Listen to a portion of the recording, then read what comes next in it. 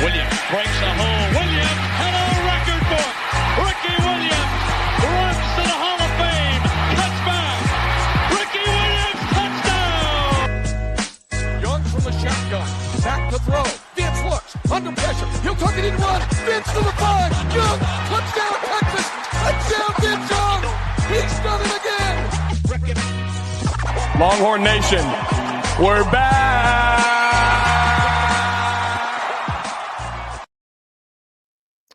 Welcome into another edition of the Texas Longhorns on SI podcast. I am your host, Mac Galatzan, and joining me on this live edition for the first time, and it's been a minute, Patrick Davis.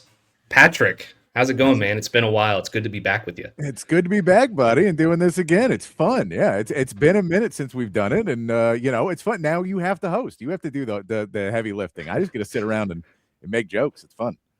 I know he carried me for so long, and I didn't really know what I was doing when I first started out. Learned a lot from this guy over the last year, so I'm excited to try and do it my way this time. Won't be as good as the way he did it, but it'll be pretty good. Patrick, huge win for Texas last night against BYU. Obviously, taking down a potential number 1 overall draft pick in Dybantsa is one thing. But getting the round of 64 win, I mean, this is why you brought Sean Miller in at the beginning of the year, right? Rodney Terry couldn't get past the first 4. You expect to have a different thing with Sean Miller, and now you kind of have that. You move on to the round of 32 to face Gonzaga. But before we get into Gonzaga, what were your thoughts on the BYU matchup? Because I was really impressed with a few different things that Texas was able to do, including Tremont Mark's defense, 4 blocks. I thought that was incredible. He really came to play, hit some big shots, and obviously Modest Voikatitis was just dominant. Yeah, I mean, this has been a team that all season long we haven't been sure if they're going to be who's going to show up. And, the end of the season was rough. And that team didn't seem like once they kind of felt like they were in the tournament, it felt like they didn't play hard enough. And now they're playing hard again. And they are playing good defense. And we're starting to see them go in. They had some good matchups. This is a really good matchup for Modest, because he's able to go inside and be the biggest guy on the court and go in there and kind of get what he gets done. He gets 23 points in the game and becomes a big piece of it, which, by the way, we'll get into in a minute, but I've tried to figure out where his free throw went wrong, and I can't quite pinpoint it, but overall, we saw Modest be a really good player for them. He had a big block late in the game as well. So everyone kind of found out where they were, and it helped that BYU was really relying on one player. Their second best player is out. Dybantsa has to be the guy, and he was, but they were able to keep everybody else out. So it reminded me a little bit of what you were playing with Texas last year, where if you could stop Trey, you could stop Texas. Or if you let Trey go and stop everybody else, you could stop Texas. But you couldn't let Trey and another guy go off. And that's what Texas did in this game. They took that model and said, okay, we just can't allow anyone else to go off. We know this guy's better than all of us. He's going to be really good. This guy may be the best player in college basketball. So we're going to go ahead and he's going to score his points. Don't foul him a bunch. Don't put him on the line a ton. Don't get everybody in foul trouble, which, by the way, that was another thing to point out is this team did no one had over 3 fouls for Texas in this game, which when we get to Gonzaga is going to be a huge point of emphasis. But no one really have to sit out a bunch of minutes. No one was really in major foul trouble for Texas. It lets them have the game that they had, which was taking control, having some moments where it would get a little bit too close and they'd be able to push back out again. Yeah. And obviously Sean Miller has a little bit of experience in that arena. Having faced Trey Johnson last year in the first 4, he knew the model. And I think he did a wonderful job of deploying that. There were a few issues, obviously, that Texas had in that game overall. You point to Modest's free throw shooting. That's something we'll talk about. I still am not so sure about Simeon Wilcher and Nick Cody. They made some interesting plays during that game. But overall, I was very impressed with the effort. And I think that, it really helps that the way that they ended the season, it's like it felt like they really had their backs against the wall. Like it was kind of a put up or shut up moment in the first 4 against NC State. And then obviously they get through that one. They come through against BYU, and they kind of dominated the game, especially in the second half, which isn't something that I necessarily expected from a team that really struggles defensively. It has throughout the season. The offense has been pretty good for the most part throughout the whole year, but the defense has been atrocious. They're able to lock down basically everybody else, and it was really great to see. In terms of where this has come, Patrick, from. I remember when we were doing Open Gym, we started the season and you were like, this team might not win an SEC game. And now they're going into January. I thought that. They're a wildly different team in 2026 than they were in 2025. It's a weird thing to say, but they're a wildly different team. Yeah. And that's kind of my next question for you is where did this thing change? How did it change? And how have they been able to kind of sustain that up until now? Moving on to face a really good Gonzaga team. I mean, I think the turning point was when Sean Miller realized he didn't have his team and he better coach this team. And it felt like he just kept trying to put, a round peg in a square hole for the entire first half of the season. And they got to SEC play and he went, you know what, Tremont Mark probably should shoot some twos. And you know what, we should just let Dalen Swain kind of run this offense a little bit more. And we should let Jordan Pope get a heat check. And if he's going, let him go. And then if he's not, tell him to pass the ball. We should get the ball into Modest Voikatitis and then just try and get him the ball as he's running to the basket. Don't let him have as many post-up opportunities where they can double on him. Get him the ball moving to the basket. And I think those things, when he found out the strengths and the abilities of what they could do, you saw this team start to grow into what they were going to be. And when they are all doing that and when the opportunities present themselves, this team plays really well. The problem you had at the end of the season was teams started to figure out some of those pieces, which is stop fronting Modest. Let him get the ball in the post and just double him every time. He's not passing. He's never going to pass he's not going to pass the basketball. You could put 5 guys on him and he's going to try and go up with that basketball. So, and I think teams know that. We unfortunately saw at the end of the game, they started doing hack-a-Modest. We saw that at the end of the game. He was 3 of 11 on free throws. So I went back before the show, before we did this today, and I was like, I don't remember his free throw being this bad. And I went back and you watched all non-conference, shoots a free throw regularly. And then beginning of SEC play, and about where Texas struggles started, about that last 2 weeks of the season, 2-3 weeks, he started going on the same free throws. You can watch some of them, and he'll shoot his first one, and he doesn't use his wrist. It's an arm motion. It's a shot put. And then he'll do the second one, and he'll flick his wrist again. That's and when weird. he flicks his wrist, he's probably a 60% free throw shooter. So not great, but maybe 60, 65%. So not great, but not bad for a big guy. And maybe he could be even a little bit better earlier in the season, but he's all right there. When he's shot putting it, 10% free throw shooter. And so we just see that difference of I don't know what went wrong in his brain where what changed of what he's doing, but they need to fix that, because if Gonzaga is anywhere, if it's a close game at all, they're going to have to pull Modest out because they're just going to start fouling. Yeah. Every time he touches the ball, because it's stupid not to at that point. Yeah. And I think Texas got was it a 17-point lead at one point? And then BYU just started chipping away. Yeah. I kind of had stopped watching the game for a minute so I could do some other things. We were putting up some stories and for our other sites and all that stuff. And then I looked up and I was like, oh my God, it's a 6-point game. I got to lock back in. And I couldn't really figure out what happened. And then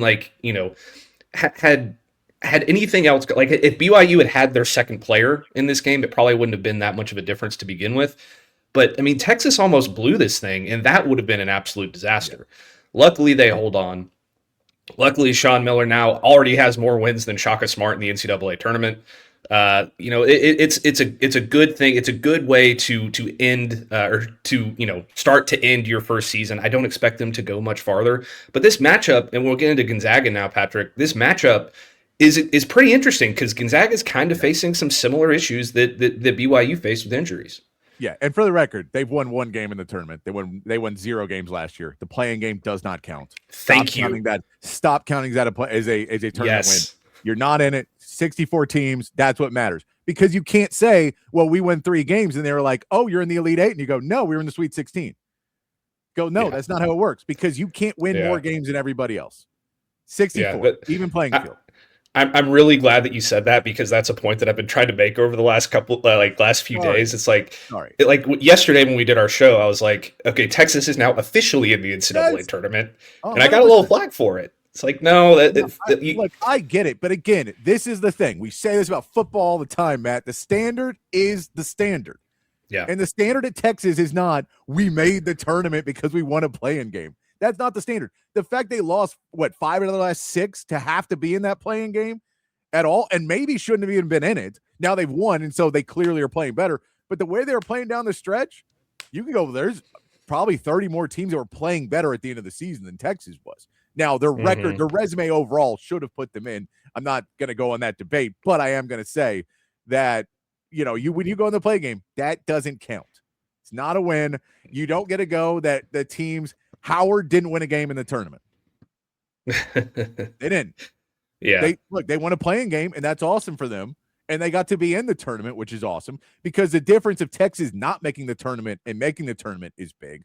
There's a big point of this for what Sean Miller is going to be able to do to try and get the funding and the NIL and everything they need going forward, showing that he is showing the progress through this season of the way it looked, where tickets were going for $6 at the Mood at the end of December. And I mean, I went to the South Carolina game. We paid $8 for tickets.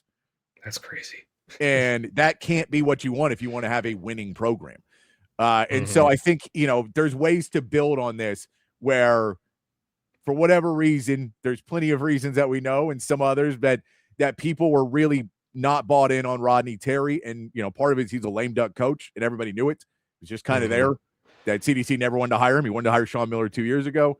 So for all those reasons, it just lost a lot of steam after Chris Beard. And Sean Miller now, even though he hasn't really been rallying the troops so much of going out on campus and doing all the things to rally up everybody, winning games matters, and winning tournament games when everybody's watching right now, that matters. So it's really big that he gets this win, and it's big that we have Gonzaga now. That is a winnable game. It is not a complete foregone conclusion. Like, we're not playing, if we play Purdue, that's pretty much a foregone conclusion. But but I really think that, and so you go, the 1 and 2 seeds, those guys are in there. I think Gonzaga, you also got to remember Gonzaga's second best player, second leading scorer, is out for this game. He's somebody that Texas is not going to have to see. He's another 6'10" guy coming in. Braden Huff is not playing in this game. But you are going to have to worry about, man, and Gonzaga, Graham Ike, man. Graham Ike is going to be a huge factor for what Texas is going to be able to keep on the court, because that dude scores in the paint as much as he wants. Gonzaga leads the NCAA in points in the paint. And we know what Texas does when teams drill the ball inside. They foul. Yep. And so playing defense without fouling is my number one. Do you want to have a chance in this game? You can't have Modus and Jalen Swain and Tremont Mark all on the bench with 3 fouls in the first half. Yeah. That cannot happen. And if they're just going to pound the ball inside and just try and go right at you, you have to just try and hope that the refs are going to let you play a little bit tougher, and hope that you can get your hands up and just go play. Yeah, I mean, I completely agree. I don't know how Texas exactly defends Graham Ike, because they've been, even with Modest being 7 foot, whatever he is, they've been very susceptible in the paint, not just because of fouling, just because they don't really have a true rim protecting, big shot blocking guy. Like, I mean, you hope that it would be Modest because he's 7 feet with a really, freaky wingspan, but that's just not his game right now. So, like, how does Texas defend him without fouling? I'm not so sure. Maybe it'll be a similar situation to, AJ Dybantsa, where they just kind of let that guy, he's going to do him, but you got to slow down everybody else. So, like, who are some of the other players that Texas needs to watch out for in this game, in your opinion? Because, Gonzaga's a number 3 seed for a reason. They're a really good basketball team. I know that Huff is out, but they're still 31-3, and that doesn't happen by accident.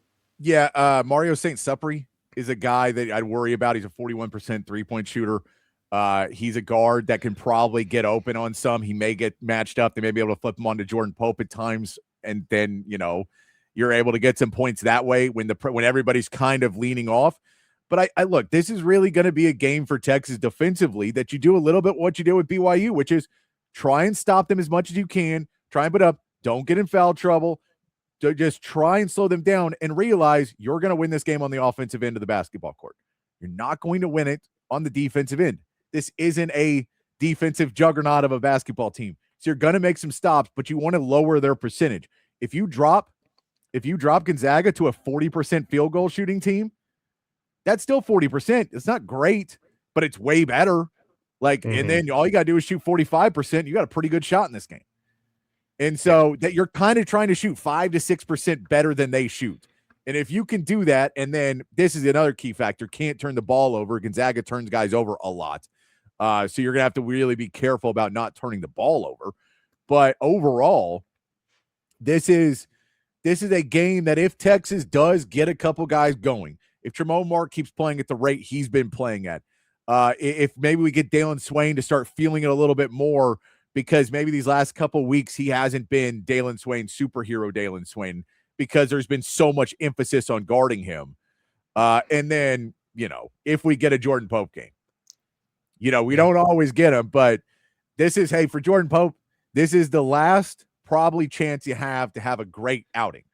Because again, you win this, you go on to play Purdue, and that just becomes a much more different ball game. There's a week of prep before that game as well. You're walking into this game with Gonzaga with a couple days prep. So they're not able to build out a really much more grandiose game plan. They're not able to watch a ton of film on you. Like, they have guys who have watched film on both Texas and BYU before this game. They have that done. But you're not literally having your head coach go sit in and be able to put together the game plan. And that's kind of what you're going to have to use, that element of surprise a little bit, because you see when a team game plans you, BYU said, let's hack them. Yeah. Let's go. Yeah, absolutely. And by the way, first comment on the live stream, Victor, it's good to see Patrick again too. I totally agree. Thank you for chiming in. So, by the way, speaking of the Gonzaga game, Patrick, Jay Billis, I don't know if I'm sure you saw this, but he predicted Texas to beat Gonzaga and head to the Sweet 16. This was before last night's game.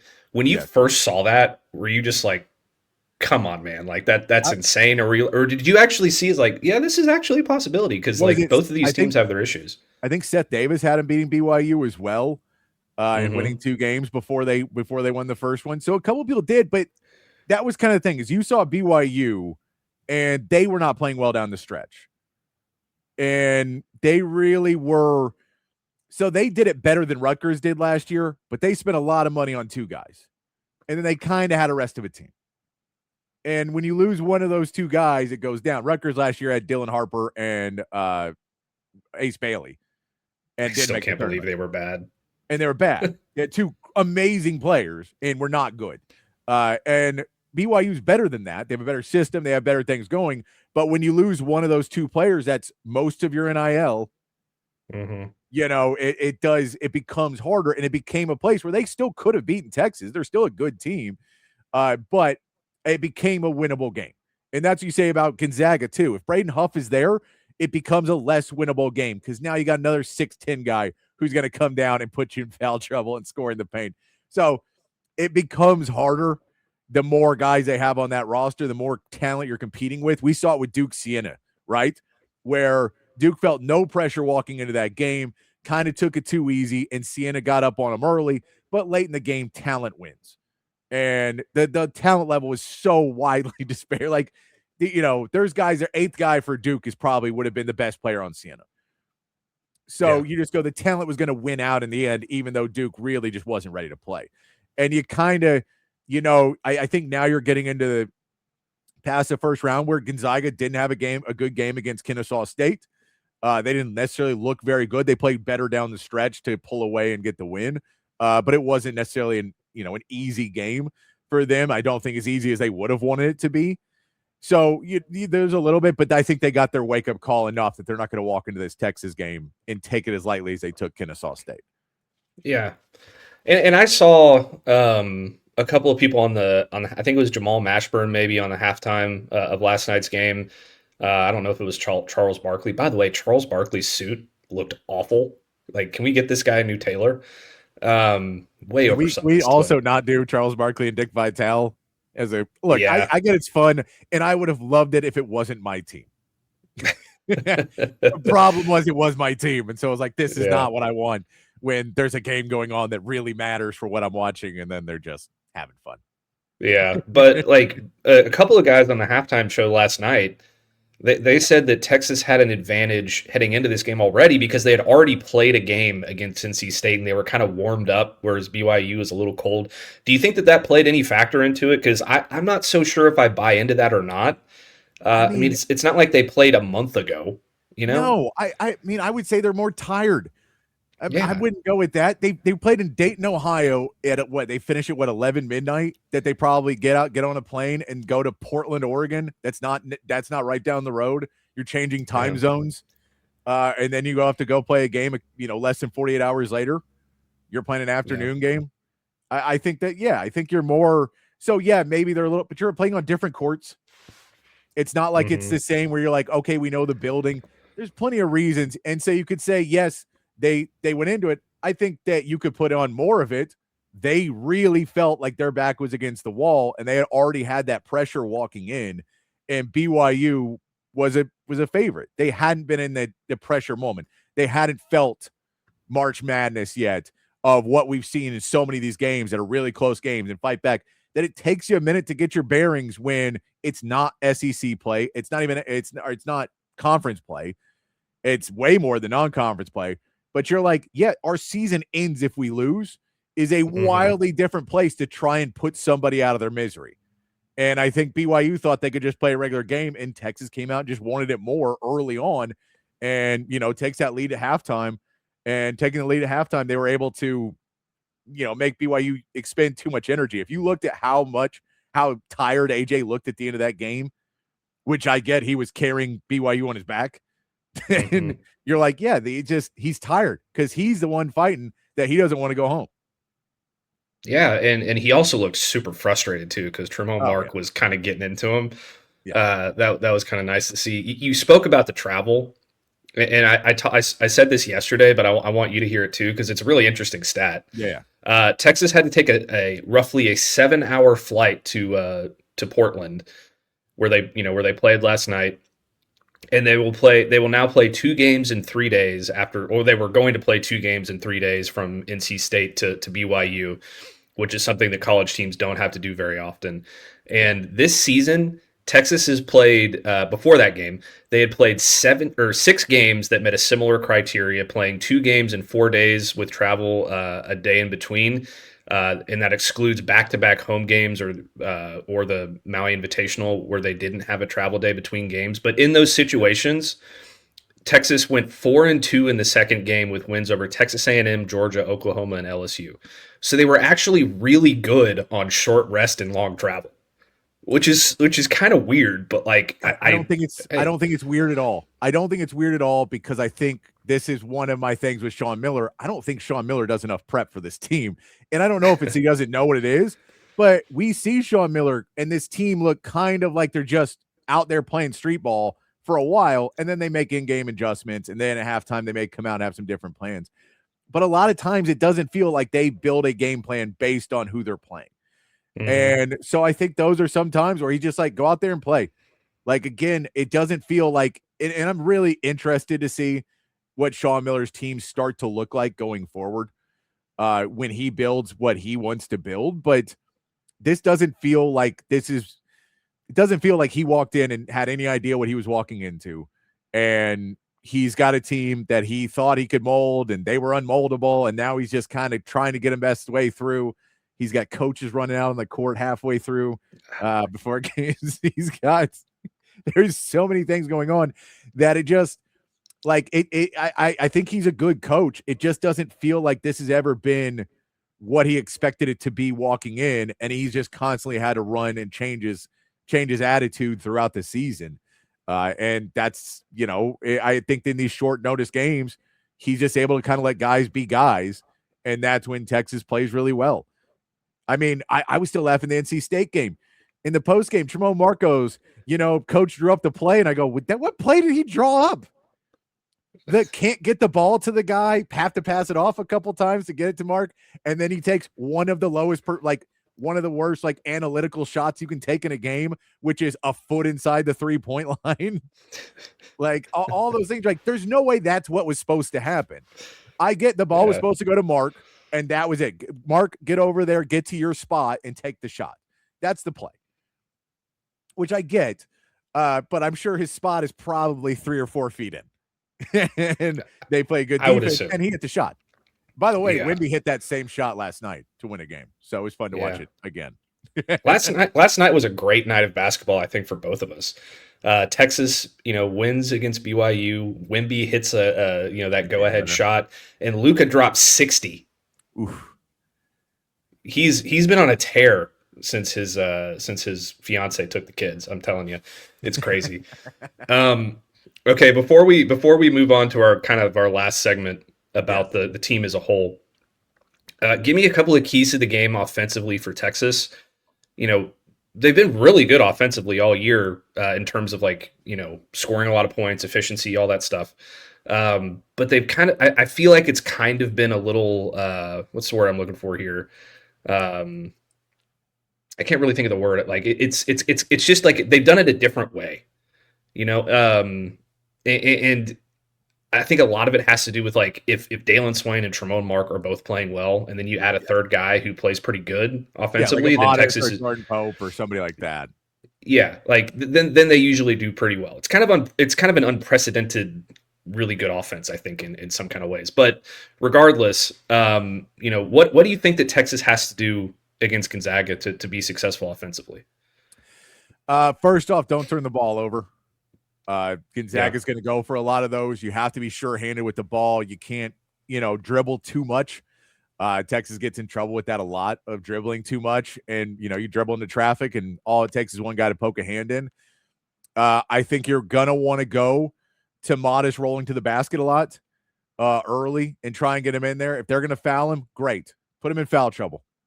Get him in foul trouble. Let their starters get in foul trouble trying to foul Modest rolling to the basket. Let Ike get foul trouble. Please put him in foul trouble and get him off the court. So I try and go to that early a lot. And I mean, in reality, this is going to be a difficult game of trying to get to the basket, trying to get into open shots. Gonzaga plays really good 3-point defense. They're pretty good around the basket too. So this could be a Tremont Mark specialty game, getting inside, getting those 2-pointers that are 10-footers, 15-footers that are not that bad of shots. For him to take. They're not analytically great, but overall, they're, if you're able to put points up on the board, you just can't let Gonzaga get in transition. You have to be able to shoot and rebound and at least pressure or rebound enough that they can't outlet that ball and get you on your heels. Because if you're not even, setting up a defense, you have no shot. And so offensively for them, you want to take good shots and, drop back a couple guys after you take it, but try and go and contest for offensive rebounds. But yeah, I mean, I like Modest rolling to the basket still.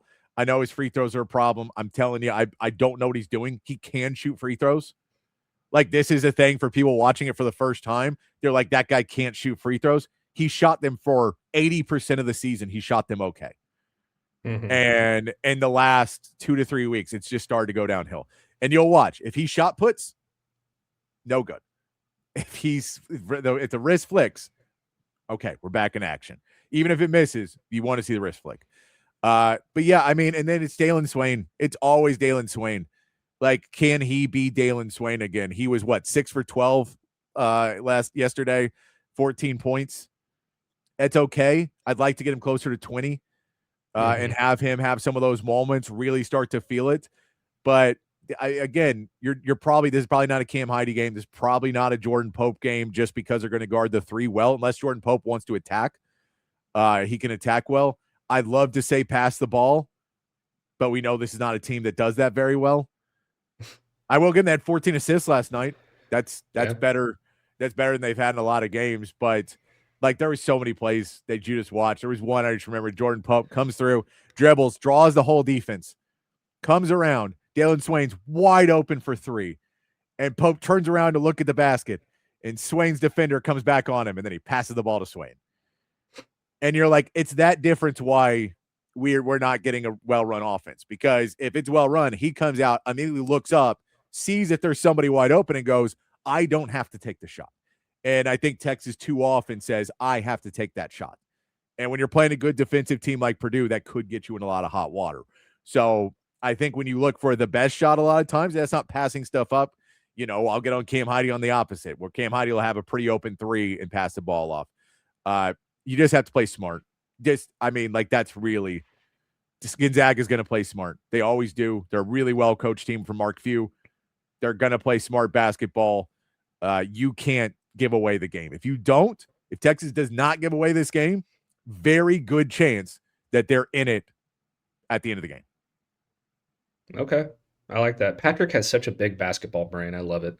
All right. So real quick, final prediction for tonight. Gonzaga is favored by 6.5. ESPN's matchup predictor has Gonzaga with a 74.8% chance to win the game. Over under is at 146.5.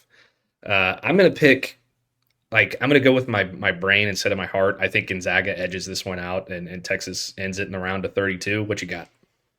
Yeah, I do too. Because the way Gonzaga could win this by 20 and they could win it by 2. And yes, Texas can win. But that again, that's a 1/3% chance of all the options. You're not winning by 20. Texas will not win this game by 20. Mm-hmm. They've had a couple games this year. They've kind of ran away with it. I just don't see it against a really good Gonzaga team. I do think they can win. But if I'm putting money on it in my bracket, Gonzaga is winning this game. I think they've already overachieved. So I will put it that I think this Texas team winning that game against BYU kind of already overachieved where we were at in year one. I do think it helps. Now, if they play in weekend 2, then it changes the entire complexion of what the offseason looks like now. It changes a lot of things for Sean Miller. So very much so I'm going to be rooting for Texas. But if I put my money on it, I would probably put it to be Gonzaga. And the line's probably pretty good. So I may put it for Texas to be in there. I'll say Gonzaga by like 4. I'll say that. I'll be nice. Okay. Say Gonzaga by 4. Yeah, I'm right around the same area. I think it's like a 4 to 6 point game. Those are just hard in these moments because you're like, who gets the last shot up? Is it a 4-point game or a 6-point game? Yeah, right. All right, so you kind of led into my final topic here, Patrick, and I appreciate you staying on with me so long. Patrick Davis, by the way, we haven't done this in a while. Yeah, my former host on Open Gym. We're back together again, bringing the band back together and we may do this again. Who knows? I like having Patrick on. So, did this season exceed your expectations from a couple of different ways? From where we started at the very beginning, like before first tip of the first game, to when they went on that huge hot streak, won however many games it was in a row, looked like a surefire tournament team. And then at the end of the season, like there's kind of 3 different ways you can look at the season, I think. Yeah. Like before the season started, I was like, I think that they could probably make the tournament if they play really well, because I think Sean Miller is a really good coach. And then they went on, and then they at the beginning of SEC play, I was like, wow, this team's dog shit. And then we got to, then when they went on a hot streak, I'm like, oh, they're really good again.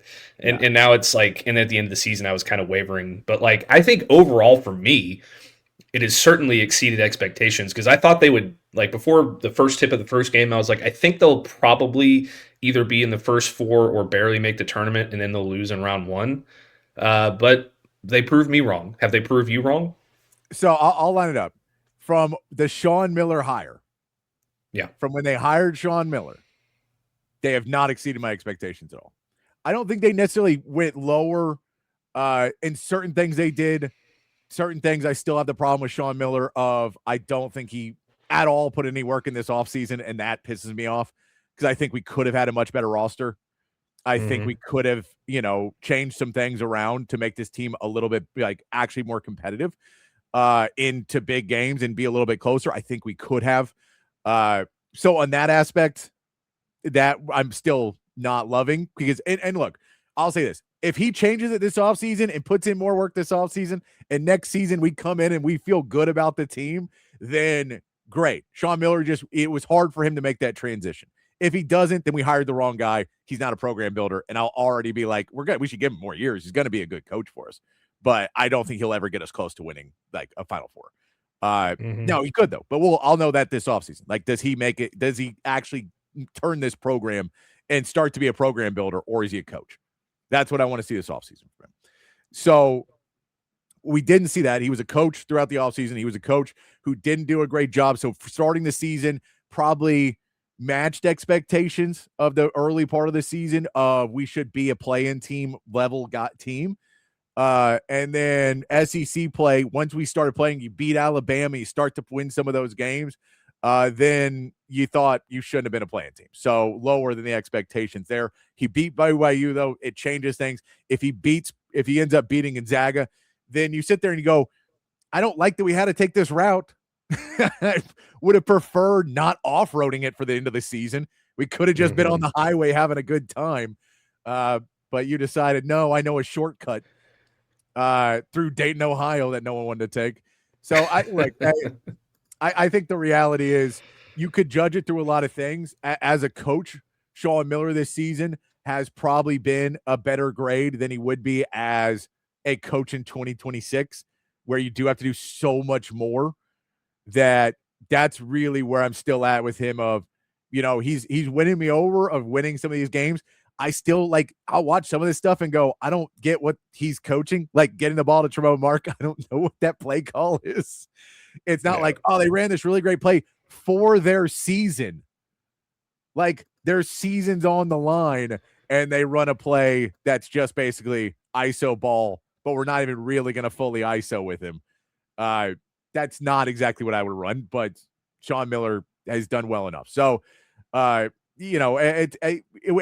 you even all about what I just said, they're right around expectations of they haven't pissed anybody off. I don't think anybody's really mad about it. I think for a first year of a coach, you don't expect him to make a huge run. I don't, even if he would have had a better offseason, I don't think you're really aiming higher than Sweet 16 anyway. Just because it's really hard to turn a team completely around into we don't really have any of the players that are going to get us there. So there's a lot of positives. There's a lot of positives you can take out of it and a lot of negatives and a lot to learn on for next season. But you still got a game on tomorrow. So there's still another game. Absolutely. It's kind of crazy to think that if one of those wins in the SEC that were close, like LSU or Texas A&M or, one of those games, Alabama, would have gone the other way and they wouldn't have been able to hold on, we're probably not sitting here having this conversation at all because they probably don't even make the tournament. And especially with the way it ended with that loss to Ole Miss that was just egregious. Everybody knows that I'm a rebel, but I was still pretty pissed off because I was like, I need this team to make the postseason for my bank account for one thing, so we can keep covering this stuff. But yes, I'm glad that they were able to make it, and I'm glad that they have an opportunity against Gonzaga. Who knows what's going to happen? Anything can happen in the NCAA tournament. I know that's really cliche, but it's already happened. Didn't High Point beat who they beat yesterday? High Point beat Wisconsin, by the way, called in my bracket. Hell yeah, nice. And Kentucky barely holds on against Santa Clara. Duke barely holds on against Siena. I had Santa Clara winning that one. Look, there's realities in this. If you play defense, you have a much better shot to pull off upsets in March Madness. It just is what it is. You can play defense. You can stop some of these teams. It gives you a chance. Now, you have to have scores with defense. That's where you're hoping Sean Miller eventually ends up. I have a guess we'll have some different assistant coaches next season. I can guess one guy off the top of my head that may be a little bit, quick at running out, that maybe isn't going to have his job next season. Who knows? Imagine if he had gotten the technical foul. NC State hits the free throws. That's a don't board the plane home thing. Yeah, can you imagine Sean Miller's? I think his head would have exploded. Well, I know, but that's what I'm saying is that literally that guy finds his own way home. Yeah, it's like leaving Lane Kiffin on the tarmac. Yeah, you don't get on the plane for that. Absolutely not. All right, Patrick. Well, this has been fun. I appreciate you joining me. It's nice to do this throwback. Hopefully, we'll do it again sometime. Hell, maybe if Texas wins, we'll get back on next week or something. We'll just have to see how it goes. But thank you everybody for joining us for this edition, a special edition of the Texas Longhorns on SI podcast. Make sure to like the video, subscribe to our channel, rate everything. And in honor of Patrick, I'm going to say be kind, be safe, keep your underwear clean, and we will see you back here again on Monday for another episode of the Texas Longhorns on SI podcast.